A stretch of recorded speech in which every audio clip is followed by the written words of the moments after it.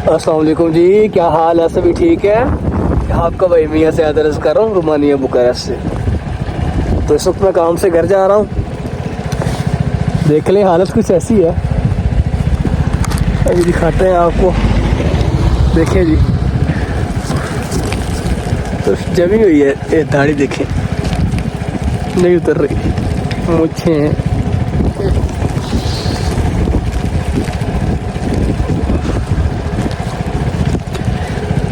तो आए जरा आपको मौसम भी चेक करवाते हैं।